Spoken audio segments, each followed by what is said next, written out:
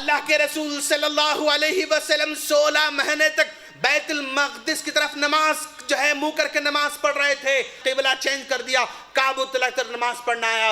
اب صاحب عشاء میں نماز میں چینجز ہو گئے. فجر کی نماز دور دراز علاقے میں صحابہ کرام نماز پڑھ رہے تھے.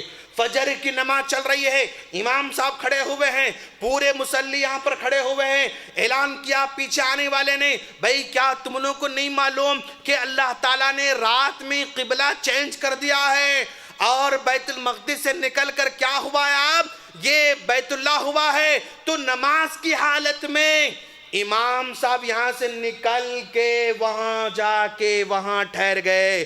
یہ صحابہ کرام نکل کے آ کے ان کے پیچھے ٹھہر گئے نماز کی حالت میں. کیوں؟ ادھر بیت المقدس تھا اور ادھر جو ہے بیت اللہ تھا, پورا الگ ہی منظر تھا. تو امام صاحب یہاں سے نکل کے لیفٹ مڑ رہے ہیں, لیفٹ مڑ کے ایسا جا رہے ہیں, وہاں پر ٹھہر گئے. یہ پورے صحابہ کرام ایسے مڑ کے جو ہے آ کے پھر پیچھے صف بنا دیے. صحابہ کرام ویٹ نہیں کیا کہ چلو ہم ظہر میں بدل لیں گے, نہیں, اسی وقت نبی کا حکم سنا, عمل کر لیے. اس کو کہتے ہیں محبت, اس کو کہتے ہیں محبت. اگر ایسی محبت ہے تو مبارک ہے, اگر ایسی محبت نہیں ہے تو قابل مبارک نہیں ہو سکتا.